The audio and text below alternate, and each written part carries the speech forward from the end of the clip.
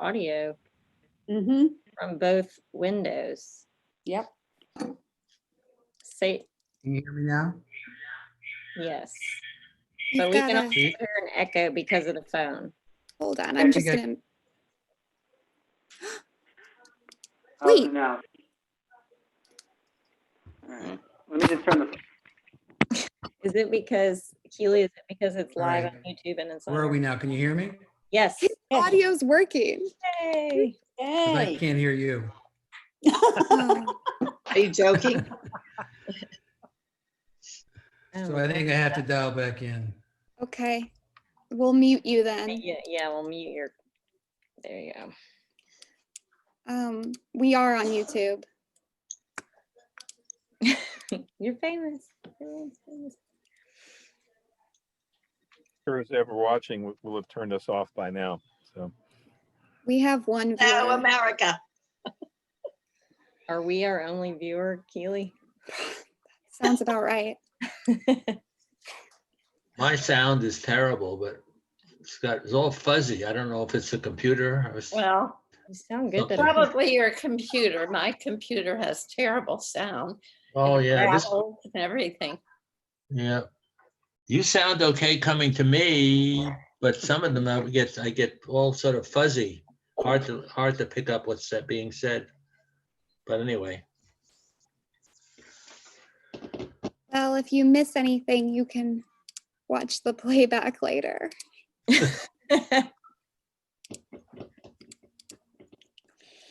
better than a sleeping pill.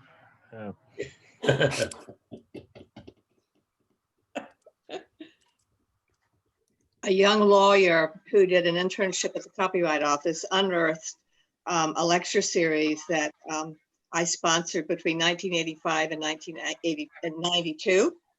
And he has put them all on YouTube. Oh my.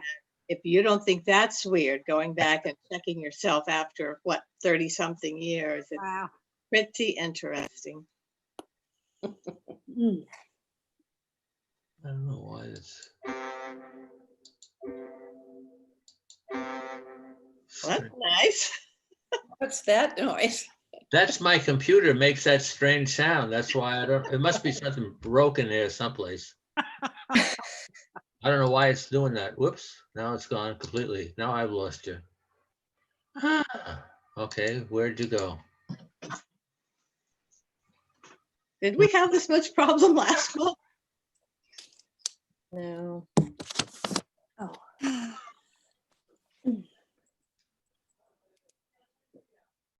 There you are. Okay, I think I'm back. All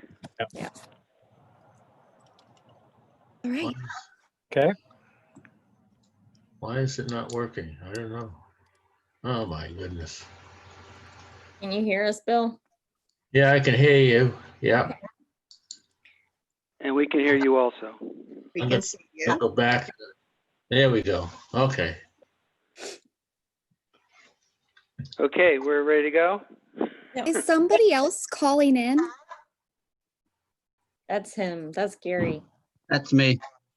That's you, Van, calling? Yeah. Okay.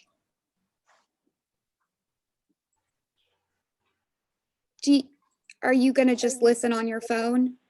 I was I was going to gonna do do video. video on the phone. Yeah. Oh, on your smartphone. What if I just- All right, that's all right, go ahead. Well, it looks like we're ready to start doing virtual concerts based on our technology right here. Right. Anyway, I think we already called it to order.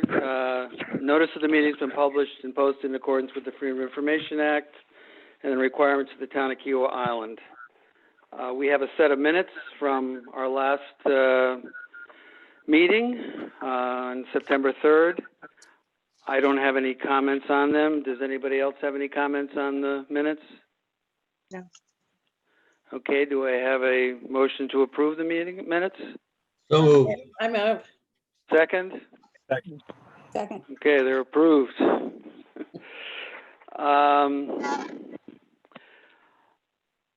That brings us to old business. I think the main thing we want to deal with today is the decision framework. And so to the extent that some of these other items will be dealt with there, I don't know that we need to discuss them outside of that. But I guess in terms of the old business and our schedule of events, if anybody has any comments about, events that are coming up pretty soon, I think now would be a good time to voice them. Well, I do. I have some comments. I've been talking with, texting everything with the Charleston Jazz Orchestra, and we've got them on our schedule for January 15th. And they want to know whether or not we are going ahead.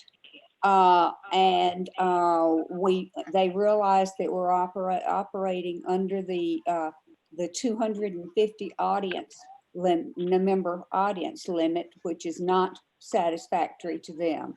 They don't like that at all. They don't get enough revenue with that.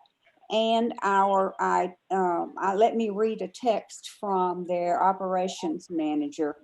Our current position is, if a vaccine isn't widely distributed by then, that's January 15th, or at the very least, an instant COVID test available for the band and audience, then we can't play indoors. We have been playing outdoors recently, but that's probably not feasible in mid-January, correct? Technically, we can still hold the date, but we're also asking the band to hold 2 other dates in January for them to rehearse, which of course we don't want to do if we're certain there won't be a show. So I don't think we can meet their requirements of instant COVID testing. We can't meet the governor's requirements of an audience of 250. And that doesn't satisfy them. So I don't think we can do the concert. What is your feeling? Judy, do you think it makes sense to, what I thought we would do is go through how we're going to decide on concerts and then figure out a time frame of when we decide for, say, the January concerts, which I think is basically pretty much on us at this point. But maybe after we go through the sort of sorting through how we make this decision, it will make more sense for us as a group to decide on this particular case. But I think factually, you're right. We certainly can't assure them of a vaccine at this point. And the 250 limit is state law, and we are subject to that. We can't do anything about that. So I guess we all had kind of worried about this concert all along, but it does not seem that if those are their conditions that they can be satisfied. I don't recall why we haven't talked, or have we talked about them coming much later in the spring? Did we not find a date for that, or? We really haven't discussed it, I don't think. But don't you think that's an option? I guess I would just April or something. I guess I would just say that I think we should go ahead and get into our process, and then this would be the first concert we would discuss is how it fits in, no? Because that might well be a solution for other events as well. Sorry. I'm confused here a little bit about, we seem to have the information that was sent out about should we continue having any concerts, any performances, and I don't know where we're going to get the people to do all of this and how we're going to check people going to the John, see if they've got temperatures. I don't know how we're going to. Certainly, I don't want to get involved in the middle of a group of people that I don't know what's going to happen. The numbers aren't good in terms of the cases still. you know, it's discouraging, but I don't know how we plan for that. Judy, we did check for several other spring dates for CJO. None were available, if you recall, back in Yeah, July. You brought up last time, I think, Dave, about the possibility that maybe we have to do is to forget about the January through April, whatever we had the next fence, and start over. I don't know how we do it. Well, I think we go back to Keely's plan, I think, in terms of the decision tree to do that. But I Yeah. just wanted to make clear that we did check for CJO dates Yeah, with Barbara, and nothing was available. We did that Yeah. several months ago. Right. They gave us some options in May, and we couldn't accommodate those. Right, and we know that that's when their conventions and all really come in. We have good luck getting winter dates with the resort, but not spring and fall and summer. Hey guys, so sorry. Can we just pause for a second because there's a little technical issue that I'm having right now. I was trying to, Van, I'm going to remove your two other screens if that's okay. Yep. I was trying to get one of Van's off and I accidentally muted Gary. So I just want to get Gary back on. Sorry, Gary. Wait, now did I lose Gary completely? Oh, shoot. No. You Where's didn't. Gary? I don't see him. He's right there. Sorry, guys. Ugh. Where is he? Have Gary's video, but not phone. Yeah. How about now? Yeah. Now we do. Okay. I hear what you're saying, Bill, but I think rather than try to discuss each element of this, it may be better to go to the whole decision framework and try to work through it in general. We'll do that when we get down into the new business thing, if that makes sense. So I think for this particular point on the CJO, I think we should be able to decide this by the end of the meeting, but we should probably wait till we go through the more general discussion. There was there was one thing I wanted to mention regarding our current planning before we got into the nitty gritty of our agenda. And that is how y'all are handling the incoming cultural events. I just wanted to make sure that every group is operating on the same wavelength, which to me was that we wouldn't, we would hold off making any decisions on the cultural events until they were all in. Right. On November 2nd or 3rd or whatever. Yeah, Okay. that's I'm fine. not sure what you mean by decisions. Well, I think if, we know who's in so far, and I think it's just important to compartmentalize those and not kind of take them into account until we have the full picture of what is coming in. Because if you're sort of including certain ones we have in now in your discussions, is that fair to the people that perhaps come in later? So I just wanted to kind of see what y'all were thinking about that and how you were handling that within your groups. That's my understanding, Keely. I mean, we reviewed what's come in, but we're clear that we're not making any recommendations until the deadline is passed for submission. And the deadline again is? November 2nd. Okay. Can you tell us what cultural events have come in so far, please? So we have Blues by the Sea, Columbia City Ballet. We have 2 Marantz applications, 2 or 3, Bill, now. We might have 3 Marantz applications now. and the Charleston Symphony. I believe Can that's you it. send those What was as the they first come in? one? I couldn't understand the first one you said. Blues by the Sea. Oh, okay. As they come in, can you send them to the subcommittee chairs? Hmm. Thank you.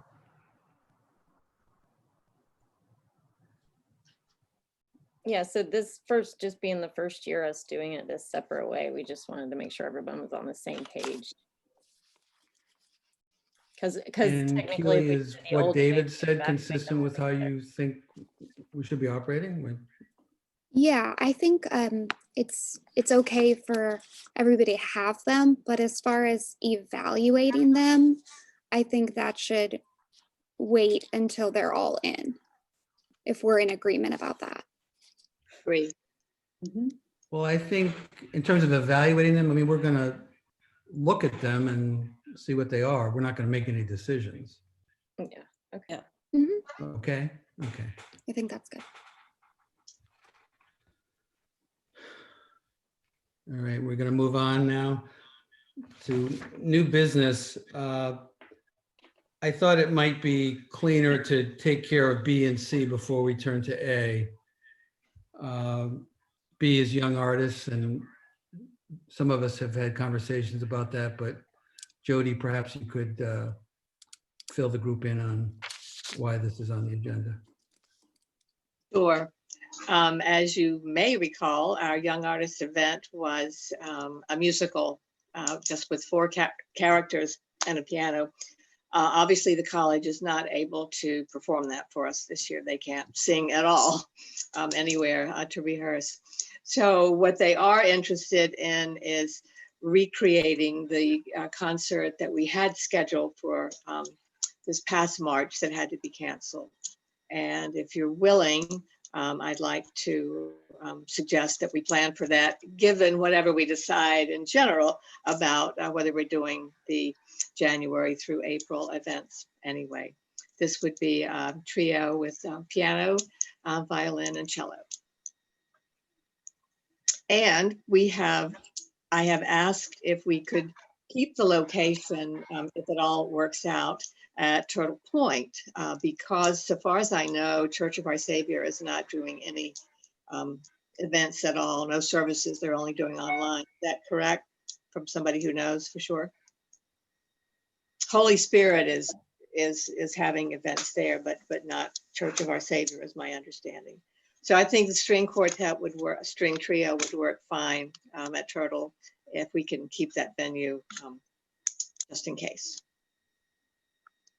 So I guess So what all that's really up for discussion today is just approving Jody going and trying to work out this substitute concert. When it is figured out, then I think we would vote on it to sort of confirm it.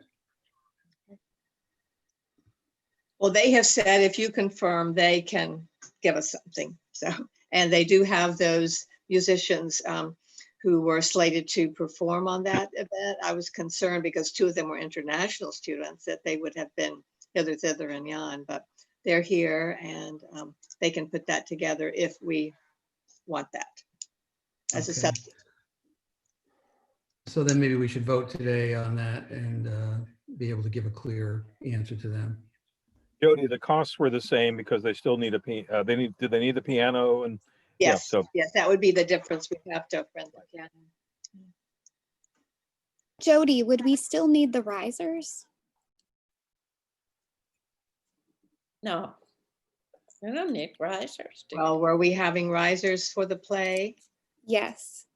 Those are seating risers. proceeding. Right, yeah, okay. I would say no. Great. Okay, so all in favor of this substitute concert?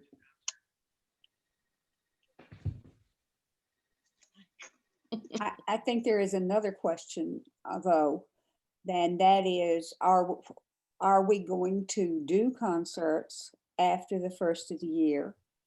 And If so, when will that start? So I think Well, that, right, I'm just saying to have this in the hopper to consider in the Okay. whole. gotcha. Yeah. Right. Just because what we were going to do can't be done. It may be that nothing will be done, Right, but if, but if we're going ahead and if we're going to have something on that date, is the group okay with substituting these performers for the ones we Yeah. had originally Yeah. approved? Yes. I guess we're show of hands or something, or how about you, Van? You okay with that? I think we lost Van. I sent him an email. Okay. we had him. Okay. Well, I think we had enough votes to go ahead with that. Thank you. Resort cancellation policy. David, perhaps you could brief the group on that. Yeah, you all know that we're, for West Beach this year, the conference center, we were under a little bit of a difference with, in terms of payment, because they were expecting bookings and the price was going to go up if we wanted to book 6 months out. So Barbara and I have had several email discussions back and forth in terms of what's the cancellation policy, given the fact that we've booked some stuff beginning in January. What happens if either the artists or we have to cancel? And it turns out they have a policy for other folks who book events, which means they basically, you lose the deposit. We're different and it hasn't come up before. So I think they're basically creating those policies in advance. And what Barbara basically said is that as long as nobody else has booked it, they won't charge a cancellation fee. And if someone does want a date that we've reserved for either Turtle Point or for the conference center, they will let us know and we'll have an option of canceling at that point. And if we say, okay, we're not going to do it, they won't charge us a fee. If we say, however, we are going to go ahead with a concert in March or April, and someone else has requested those dates, then if we cancel after that, they would charge us a 50% or whatever. I can't remember, Keely, what it was, or Stephanie, what the cancellation fee was going to be for it. So that's the change.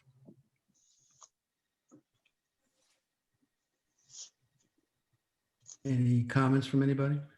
It seems reasonable.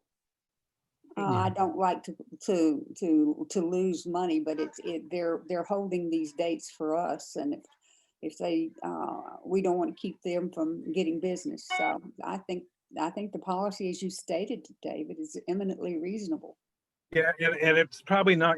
I don't think, and we both agreed, Barbara and I, that it shouldn't affect anything we've booked at Turtle Point. So we're not talking about a lot of events anyway. And so far, nobody has requested the dates that we have for West Beach. So Okay. Okay. The reopening assessment. Ooh. So Keely has circulated a document which covers a lot of the issues. I think it's, if we just go through it page by page, it I might don't have take that us. document. Okay, well, it was in the materials that were emailed out. Keely, can you do a share screen on it? Do you have the PDF? I can do that.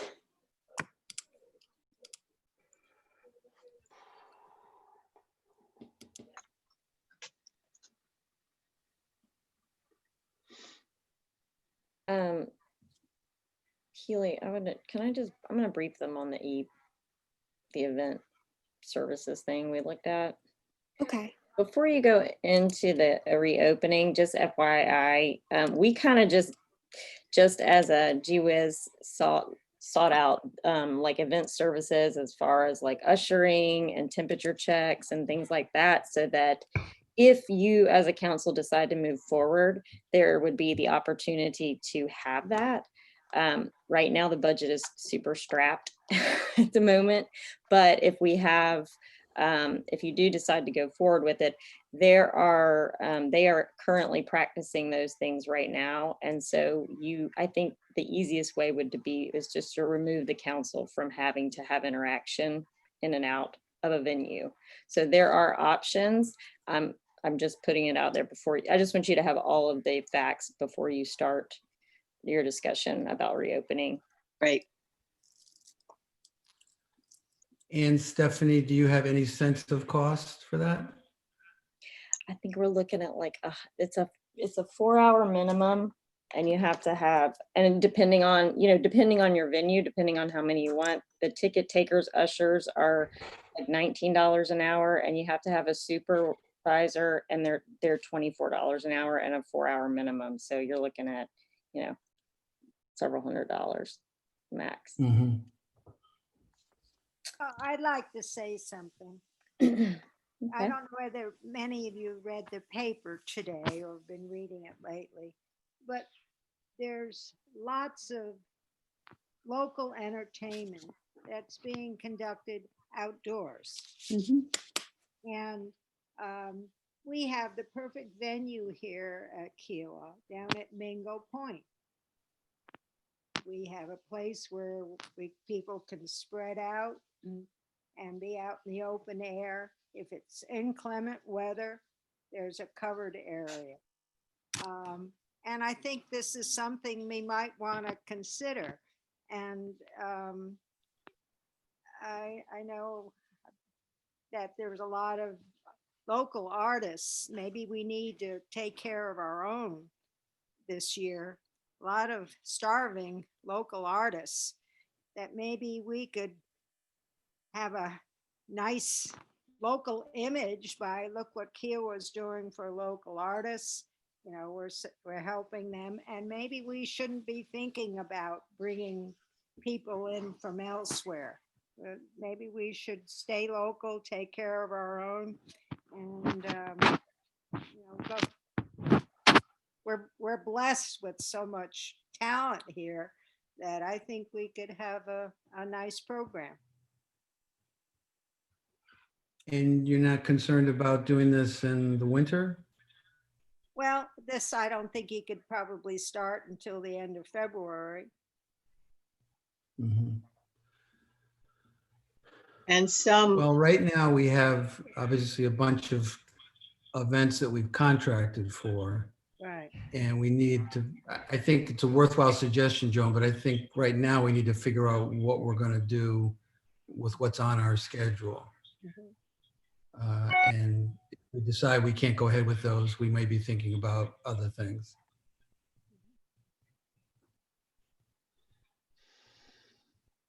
Keely, you got that document then? Can you share it? Yep. Okay, can everybody see it? It should say Arts Council reopening assessment. Yes. Yes. A lot of icons. Whoa. Too. Oh, sorry. Hold on. Get bigger, yeah. Okay, there we go. Better? Yes. Yeah. Oh, a lot of stuff. Okay. So I guess Gary, do you want to? Yeah, I think if we go through this page by page, it'll be very difficult, even though it's a useful document. I think to try to get to a decision this meeting, it might be helpful to kind of lay out the major items that we need to think about and then kind of proceed that way. So the first thing that occurs to me is, you have it here as questions we'll ask, but what the official guidance is. And right now there is very little. We have the 250 limit and 50% capacity limit from the state. The CDC, which did have this guidelines for mass gatherings on its website, is now taking it off. So they've pretty much, I think it's up to us to decide what we're comfortable with going forward, subject to the 250 limit. And I think in doing that, we will obviously all be aware of the fact that we have a relatively high-risk population and that community spread right now is moderate and could get worse. It's hard to predict that it's going to get to be at a very low level within the timeframes we're talking about. But anyway, this is pretty much our decision. It's not really one dictated by guidance that's out there. Second point is, it's helpful that in this document, Keely's pointed out what other venues are doing. Some of them are having indoor events and they've adopted various protocols. So we can think about whether we can implement the same kind of protocols. I think it's going to be a challenge. It's even if we were to get outside staff, as Stephanie suggests we might, most of these other arts organizations are dealing with one venue. They have a staff. They've been working on this for months. We have a whole bunch of venues, and to implement the right protocols for each venue will be a challenge. So with those two things as background, I think the decision questions come down to first whether we feel comfortable going forward with the concert, given the current level of spread and what we think we can do in the way of protocols. And the next question is how we make these decisions. One possibility is we make a decision in the next month or two for the whole rest of the season. Another one would be, say, we decide November 1st what we're doing for January or what we're doing for January and February. And then December 1st, look at another chunk of our schedule. But I think we'd have to figure out what approach we want to take there and then set up these decisions. And then as they come up, we'll have to just meet and make decisions about what to do with the events. I personally think it makes more sense to proceed in not all at once, but in groups of a month or two. And that would provide us with the opportunity to look at each of the venues that is coming up and each of the concerts and think about whether our venues are prepared to deal with the protocols they need to put in place, and work with the event coordinator to sort of make an assessment and then bring that to the council, and the council can decide whether or not to go forward. So I think that's my overall sort of picture of what we're trying to accomplish here. And I think at this point, I'm happy to get comments and discussion about whether that seems like a sensible way to proceed or whether there are other ideas. Just to leap right into your last point about doing it sort of incrementally, another benefit of that is that we have the advantage of getting a snapshot at that point in time of what's happening with the virus, what's happening with the vaccine, just what's happening. Right. I like that approach. I agree. I think though that we might want to do it at least 2 months ahead, maybe 3 months ahead, because of if we're going to cancel an artist or a group, the kinder thing is to go ahead and do it and give them the chance, if they are interested in trying to find other dates.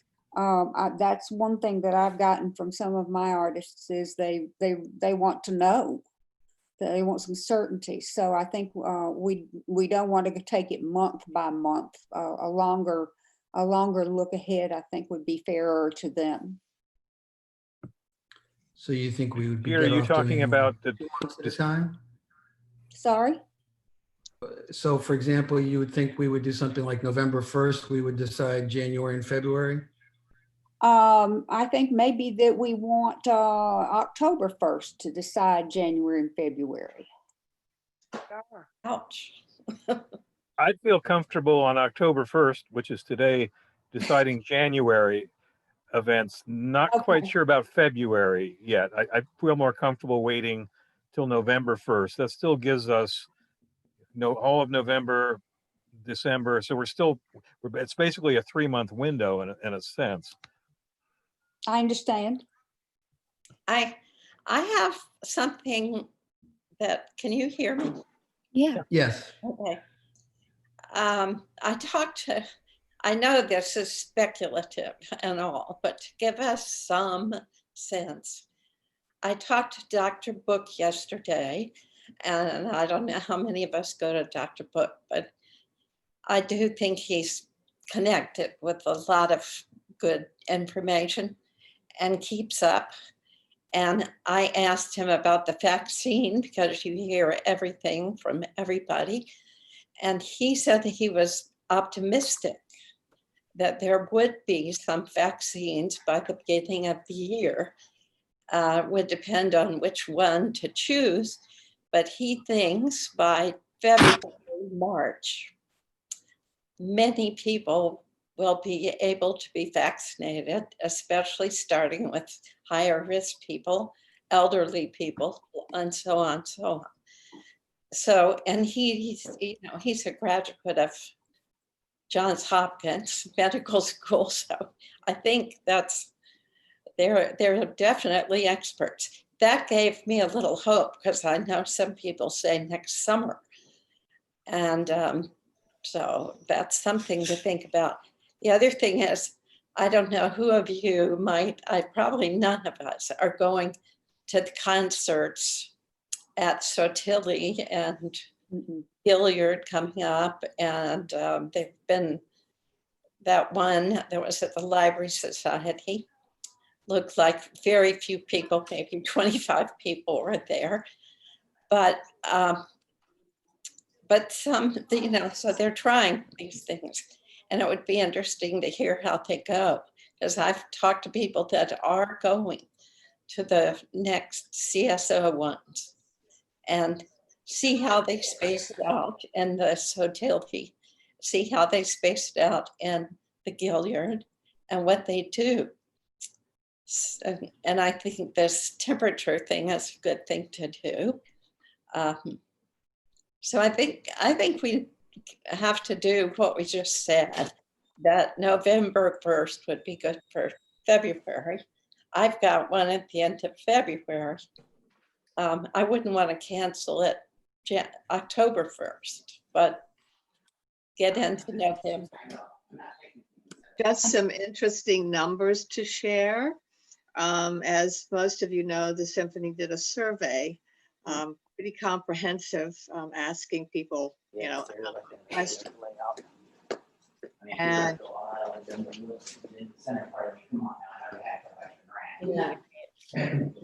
Keely. Oh, it's me. I'm sorry. I'm in my cube. at any rate, very quickly, 40% response rate, which was good.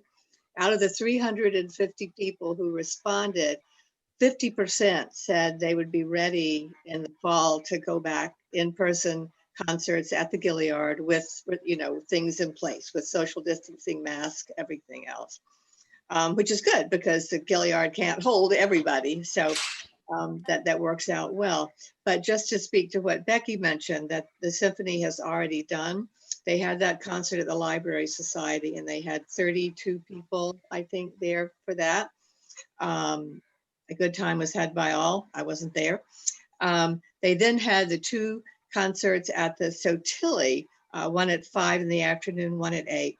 The 5 o'clock, they had between 50 and 60 people there. And the, 5 o'clock. And the 8 p.m., they had 25 people there. Somebody took a photograph of what that looked like, and I can send that to the group if you want. They're also doing a concert on October 9th, and they already have sold 90 tickets for that. So what this means for us is, not clear, but it does mean that some people are willing to come back under the right circumstances. So I think that's an unknown for us. Say we make these decisions about our concerts, how are we going to know whether people are going to want to attend in person or not? It's really hard to compare us with anybody. So- Charleston Jazz Orchestra has been doing outdoor concerts at the Firefly Distillery. Right. The first concerts they did were just live stream. They did their another concert with squares laid out. You could purchase a square, and the squares were 6 feet apart and all this, that, and the other. And they had about 50% of the squares were purchased. The Charleston Music Hall has announced that they're going to go ahead and start having live events at Charleston Music Hall on November 4th with limited audience. But they are doing a thing out off of Azalea Drive where they've got the squares out. They're doing outdoor concerts. And the Charleston Jazz Orchestra's outdoor concerts have been with 9 musicians because that's all they can get when they got them distance. And then on another thing, back to the vaccine. Back years ago, there was an Asian flu epidemic, very small epidemic compared with what we're facing today. But a vaccine came out and I took it right away. I don't remember why I took it right away exactly, but I did. And one of my flying buddies took it right away too. He ended up with contracting, as a result of this vaccine, Guillain-Barré syndrome, which is a paralysis kind of thing. He was a surgeon and his career was ended. And there are other stories about this. I'm just not sure how many people are going to take the vaccine very, very quickly because of potential problems and concern about the vaccines being rushed through and being safe. Now, that's not our problem, but that can affect our audience. No, My feeling, Gary, in terms of venue, is that I feel a lot more comfortable with a Turtle Point venue of less than 90 people than I would trying to deal with 249 people at West Beach or at Seabrook for the things that we've got scheduled. Because just in terms of, if you look at Keely's decision tree, I think one of the most important is that can we, as a council, staff and incorporate the safety protocols? And given the ages of our patrons and our ages and pre-existing conditions, I think that's going to be tough with more than 80 or 90 people in a venue. And the good news is we have a lot of events scheduled for Turtle. Yes. And Well, David, is it your sense that the venues will be prepared to do this stuff or are willing to have us? I mean, it's completely up in the air. The stuff that Barbara has had in the conference center now have been very, very small. They've been more like meetings as opposed to conferences, less than 100 people. So they've had, some small events, but nothing major because of the situation that they're dealing with as well. But is it your understanding that, let's say we decided we were comfortable to do an event at Turtle Point, that Barbara would be okay with that? And at this point, yeah. okay. I don't know. I would be willing to take a more radical approach. I mean, if we think about the arts events that we're doing, they're wonderful events, but they aren't a necessity. And I would be willing at this time to go out on a limb and basically cancel everything for the first quarter right now. I mean, many of you might not feel comfortable with that, but that's what I would do.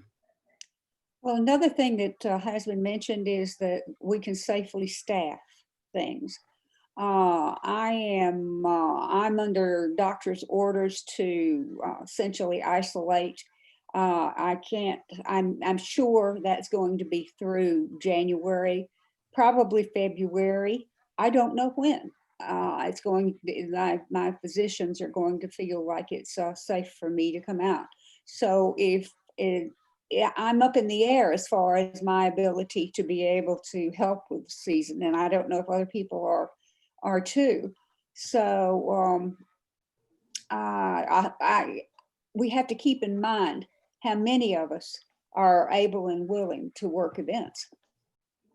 Richard, is your recommendation based on the fact that we just don't know what life is going to be like at that point, and that we don't have the resources, or the venues don't have the resources to manage in the ways we would like? Well, I think it's a couple of things. One, it goes back to the issue is that we need to give as much warning in advance to these musicians as possible and Yeah. not keep them strung along. I just don't see, I mean, there's been all kinds of news about vaccines, but I don't see large volumes of vaccines being readily available in the first quarter. And without that, I wouldn't be willing to even go to work at an event with 90 people. It's just not worth the risk for me. So I would be willing to take a position that you know, let's take a breather until at least the end of the first quarter next year, and then kind of regroup and see where we are. And I'm looking at the schedule, and the first quarter is the end of March. And then in April, if we cancel all of those events, in April, we'll have 2 events, and in May, 1.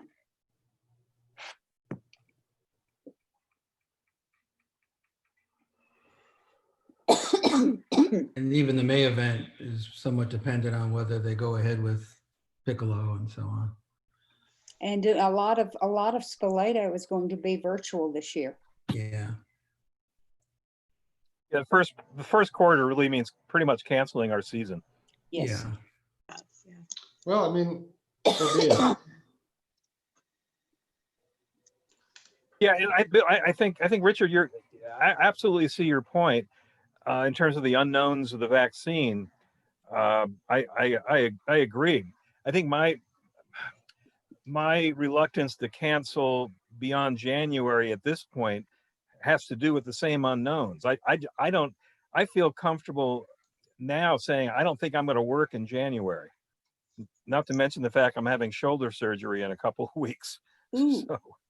So, but besides that, in terms of COVID, I'm not sure right now I could say I would be comfortable working in January at Turtle Point.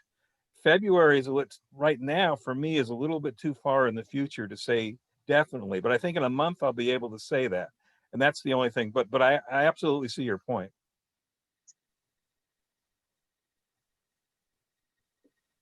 Well, do we think that the artists need, let's say, for March, that would be, if we decided right now, that'd be 5 months notice. If we think there's really a chance that we might be able to put these things on. So you're saying we can have a couple of months to finalize the decision? Or? Well, I think we should be sensitive to what the artists, what will help them and what will hurt them. But I guess I would be inclined to set up some decision dates. I mean, maybe today we decide on January, but then a month after that, do February and March, and then a month after that, decide whether we can do anything remaining. I think from the agents' part of view, at least the agents I've talked to, they're saying, please don't cancel yet. You know, wait until we get closer to see what things are happening, because they want as many bookings as possible, even though they're quite aware that as we get closer and given the state of things, it's very likely that these things won't happen. I think it varies from agent to agent and artists for artists. I mean, the Metropolitan Opera, which doesn't really affect us, has canceled everything. Yeah. and more things are canceling everything. And then you got the artists that are, God, give me something. I don't care if I get exposed to COVID. Give me something. So I think it depends on the artist and the group. Richard, And- may I ask whether, if we contracted out all those services that Stephanie talked about in the beginning, if we did that, would that allay some of your concerns if you didn't feel the pressure to be there and work? Not necessarily, because I mean, as the town and as the Arts Council, I don't think we would like one of our events to turn into some kind of a spreader event. I mean, Exactly. it's just not, doesn't make sense. And here's, I don't know if you talked about this, I had to take a phone call from my family who's about to arrive. But I had thought about the fact that we spend a fair amount of money nowadays for lighting, for hotels, for all these things. Especially lighting, we would not have that cost any longer. Even, well, so I have been wondering who Chamber Music Charleston and the Symphony have been hiring to do their video part, where they have some people in the audience and then they do video for the people that don't want to come. And I wonder, so some of this has been very well done. And I wonder what the cost of hiring someone to do that sort of thing for our concerts for a while, just maybe the first couple of months worth. Talking to Chamber Music Charleston, they've had 2 really good concerts from this building downtown, and the Symphony already has had some chamber concerts that way with very good technology. Well, as far as doing virtual plus in-person, right now, I don't think we have the budget to do both. Well, that's true. I guess we still have to have lighting if we have people in person, but it might be worth looking into to see what the Yeah. cost is. I think Stephanie's idea of outsourcing the work of actually running the concerts is something we'll pursue. And if we cancel for example, the January concert, there's a sizable piece of money that could be used for that sort of thing. So it may be that we don't have to decide this based on whether or not we as members are willing to staff the concerts. That's not something we know today, but I think it's a good chance we could find an alternative.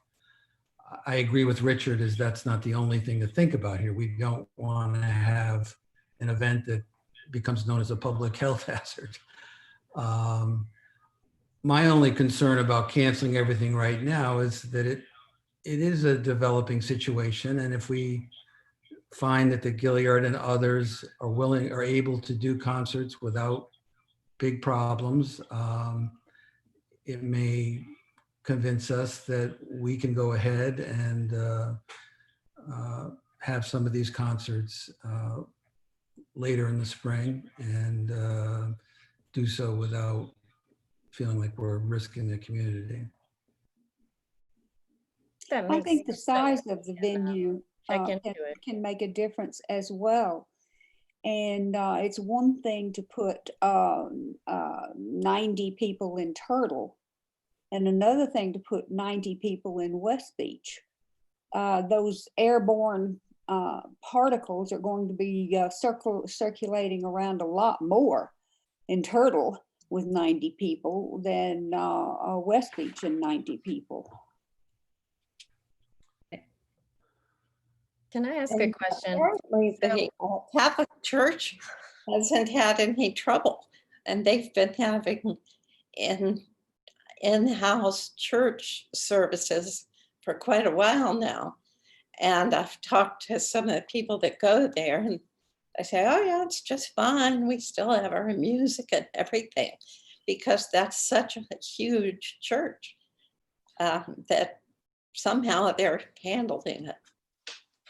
So I need to ask a question here with regards to what we're talking about, because if we're talking about having the performers still here and having someone live stream it out, that's one thing versus us telling the performers, we'll aid you, which, locally, obviously we'd be able to figure out what that might cost fairly quickly. But for some of our people that are not local, I guess I'm trying to figure out, were you guys envisioning, if you wanted to go virtual, I know we've been tossing it around, is still bringing the performers here and doing it from here, from whatever venue we had them at originally?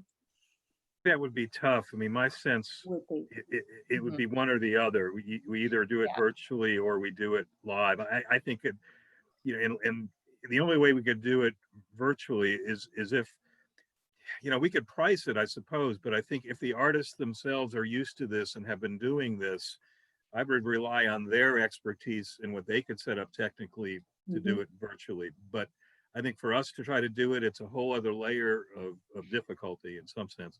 No, I mean actually hire someone on, like if we were going to West Beach, having someone do that for us and on location, or not? Like I think we've talked before about the possibility of our getting into producing live stream concerts, and we've been hesitant to get into that because of our lack of our technical knowledge. And I don't know about the rest of you, but I watch an awful lot of stuff on live stream, and the quality of the performances really varies a great deal. And a lot of times, a number of times, the quality of the performance is such that I cut it off. I don't want to see it. And we don't have the experience to be able to guarantee that we can do it here, or know that people can do it. And it's one thing to put a live stream performance in a small room versus a live stream performance in a West Beach, for instance. So I'm real hesitant about our putting out live stream performances. I would be more comfortable letting the artist do their thing wherever they are, and then let our people tune into it. But a lot of people are just not interested in a live stream performance. They want a live one. Well, I saw a wonderful one that was the St. Lawrence Quartet with Spoleto, and they were a part of a production that Spoleto put on, which was both here in Charleston and in London, I think. And it was really well done. And they were in Charleston, and they were in the same venue that Chamber of Music Charleston has used, downtown Charleston. I can't remember the name of that place, but it's the something or other society on Meeting Street. At Bernie. And it's a lovely room, and I bet we could do a production in there, because I think we could ask these people how they do it and hire whoever if we wanted to do it and it's feasible. Cost-wise, I think, there are people around here that know how to do this and could be hired if we want to. David, could I ask whether you've had any conversations with any of the venues about whether they have tested their air system, their airflow systems? have not. Curious, at the Library Society and Cleveland put in something called a GPS air purification system that kills COVID-19. They did that before they had that first symphony chamber music concert there. So I was just curious whether we know anything about the airflow in those Check buildings. with Barbara to see if they've put in their or HEPA filters or anything in their air system, because a lot of venues, you're right, are doing that sort of thing. Right. Yes, well, actually, that's something that we looked into here at BG. And the conclusion is that HEPA filters aren't good enough. You have to go on to something that is more strong. I don't know the word you would use, but the HEPA filters are, while they help with the air quality, they don't screen the COVID virus at all. We just need to see, though, if the airflow in and out is enough even to even have an event given, Right. or they change the filters. I mean, it would be nice to know that. And I think that's what Jody's getting at. So, Yeah. Just curious what we know and don't know. yeah, I'll find out. Okay, that'd be great. And if you want to talk to Anne Cleveland about what she did, I'm sure she would love to tell you that because she's very excited about it. Okay. I would like to see if we could make a decision about how we're going to time these cancellations or decisions to go ahead. And I think from the discussion, there's sort of two approaches. One would be to decide very shortly about what to do for the whole first quarter. A second would be to set up some decision dates, maybe today for January, November 1st for February, March, and then a further date, December 1st or January 1st for the rest, which I guess they call that the incremental approach.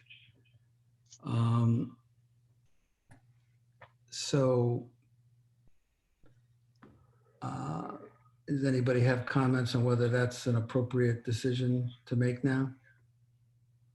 I think we had to make a decision soon on what we're doing.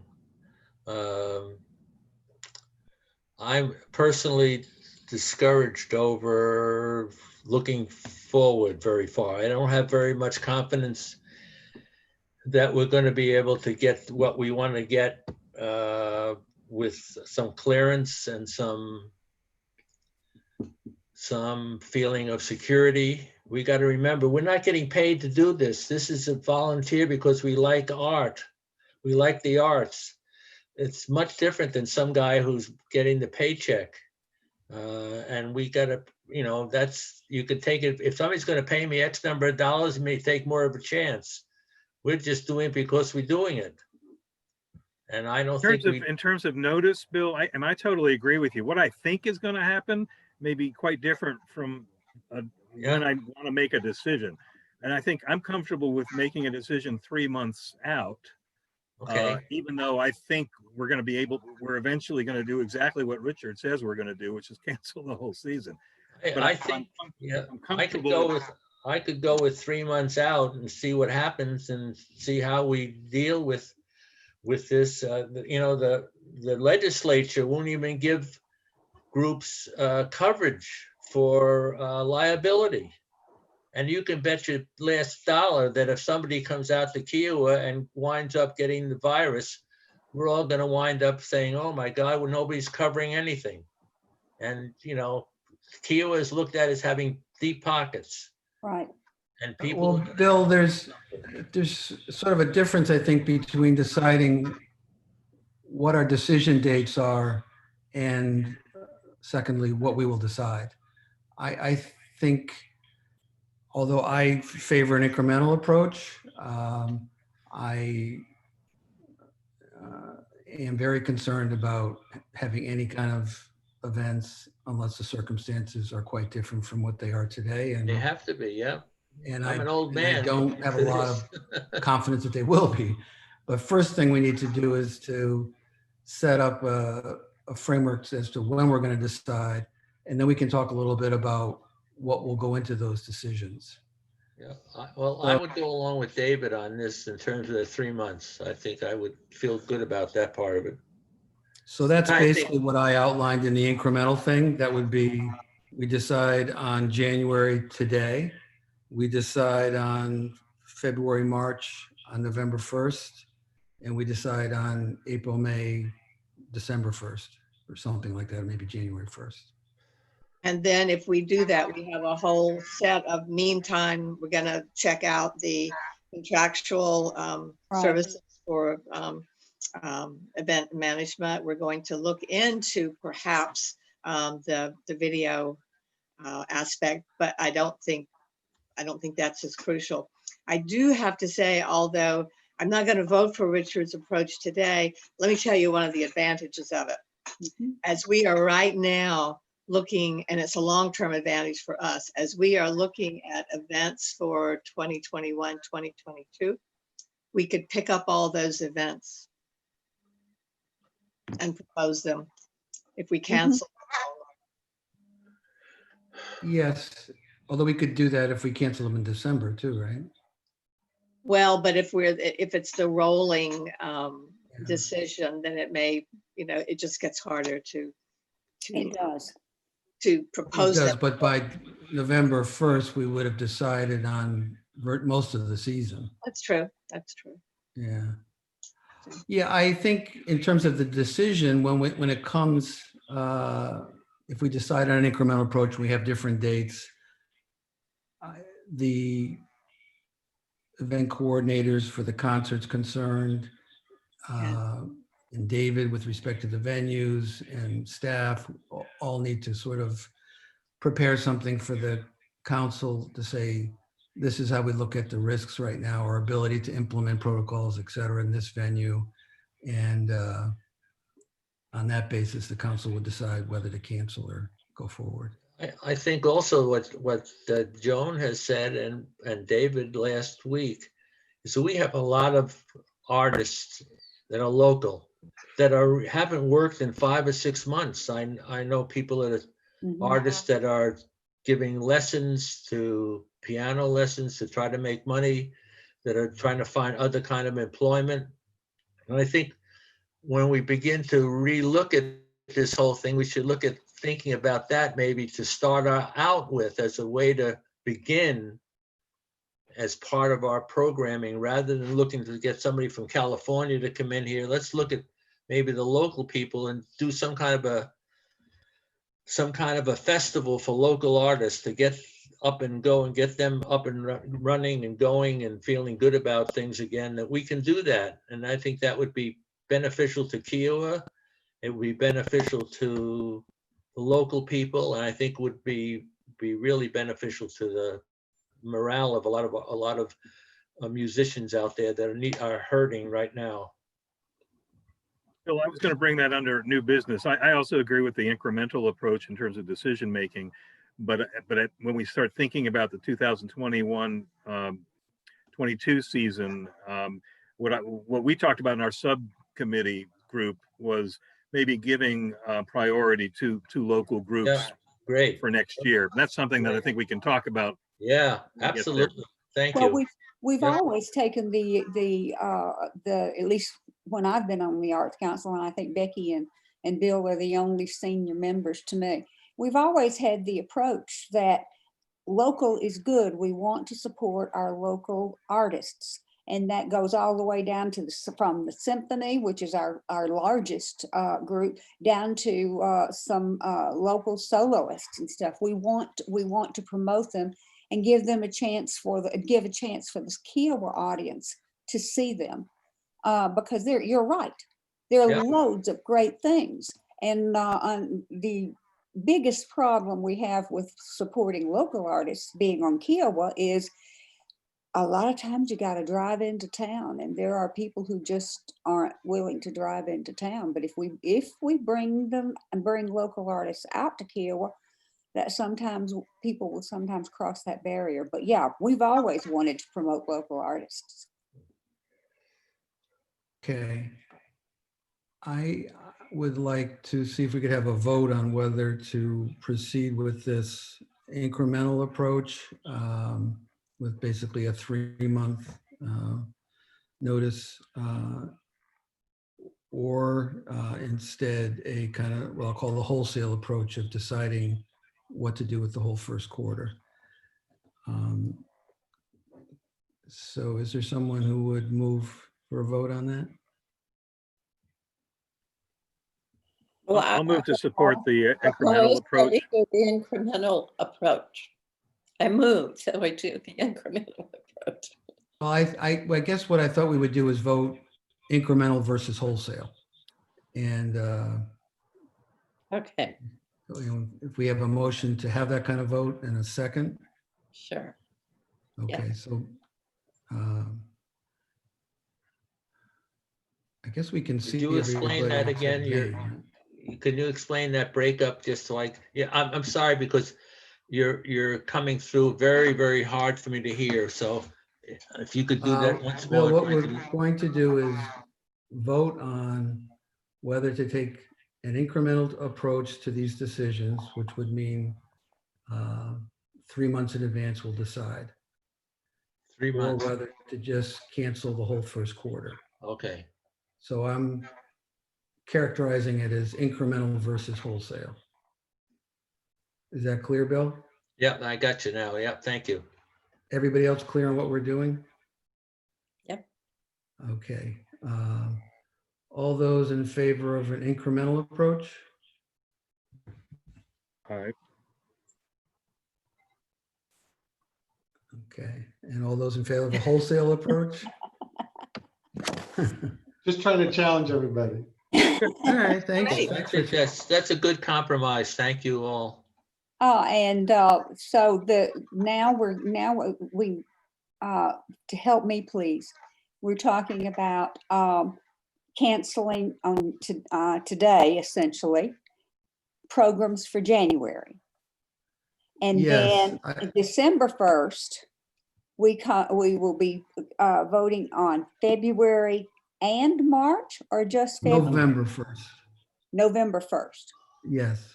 Which one? February or February and March?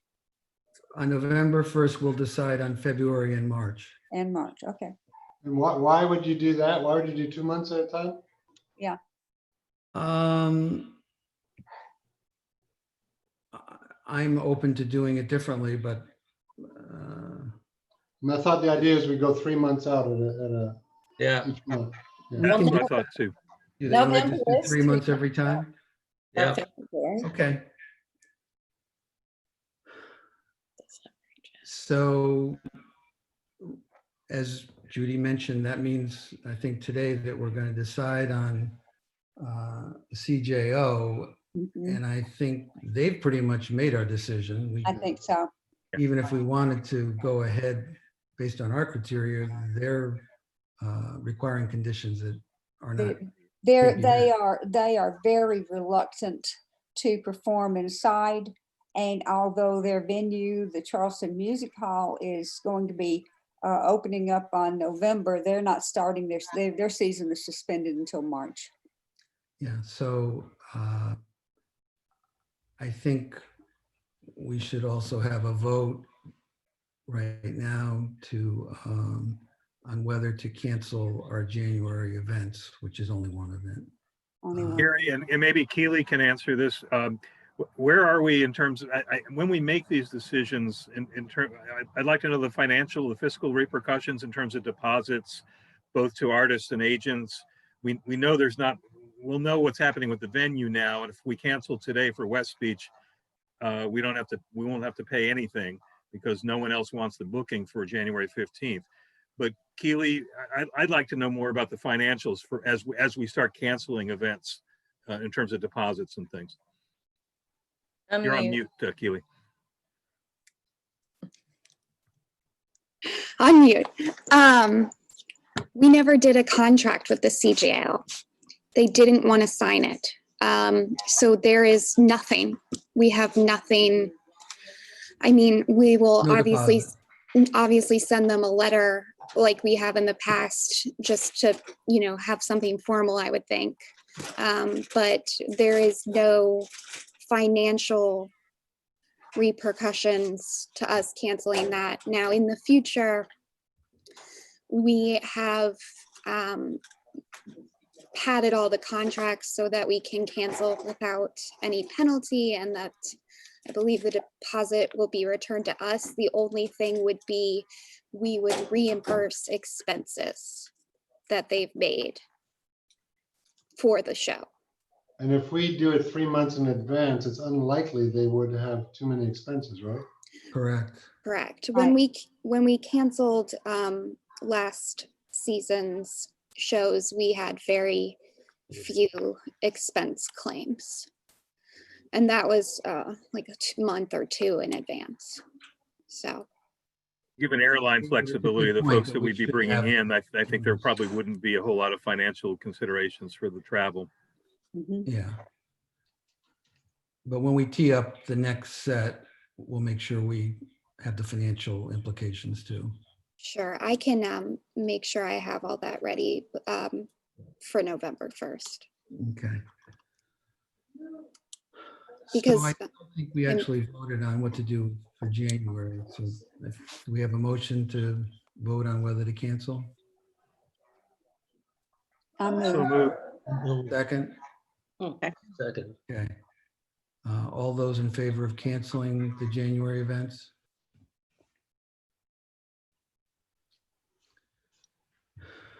Okay. I don't have my spreadsheet in front of me. Can you tell me what the February events are, please? I've got mine Yeah. right here, so I can tell you.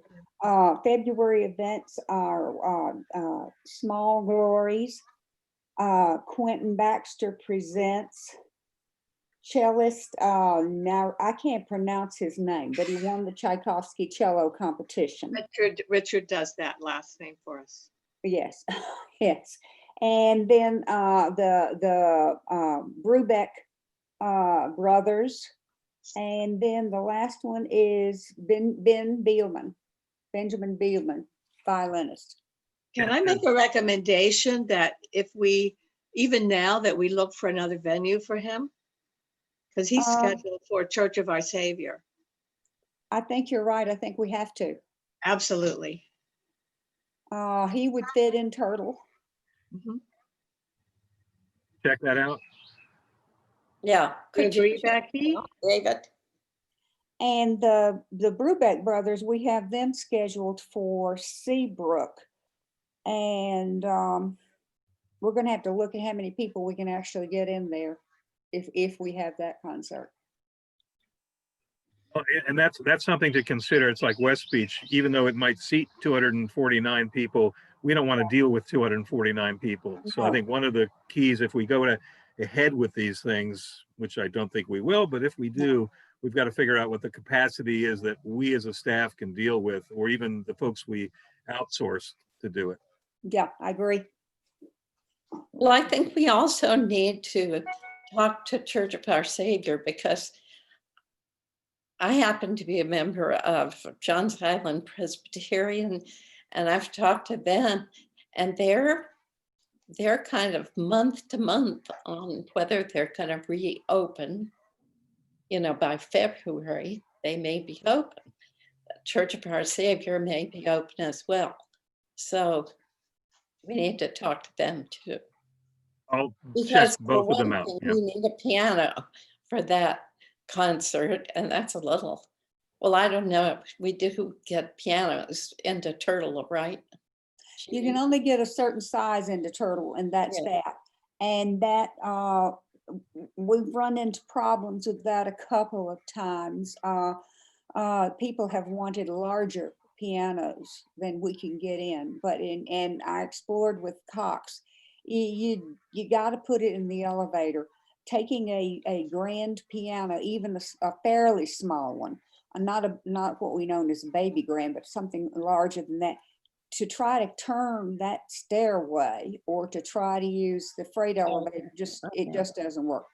But there's- what do you think? Do you think, because you know, but Ben Beelman and a accompanist with a piano, they probably wouldn't be so picky during this buyer's fund. Exactly. That, You that, get a very nice smaller piano in there. It doesn't have to be well, a. that's it. Fred Hirsch was the one that was the pickiest, and he just will not play anything short of a 9-foot grand. And I explained the mechanics of it, and he said, well, do you have a good smaller one? And I said, yeah, but actually the smaller one that sounds best in there is a Yamaha, and he's a Steinway artist, and he says, well, let's use the Yamaha.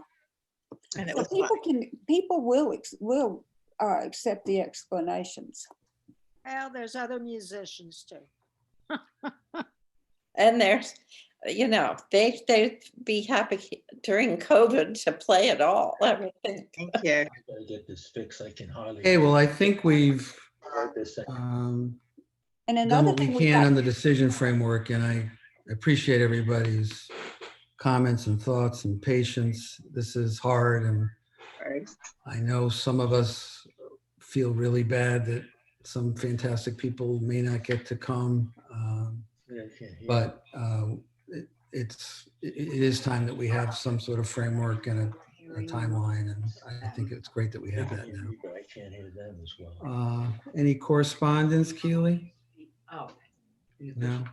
You might ask them if they might. Committee member reports? No, it's. David, were you going to say something about? Yeah, I mean, the only thing that came up with the Sondheim group was a sort of a general sense of what I said before, that we, even though, as Judy said, we've always prioritized, we've always supported local groups.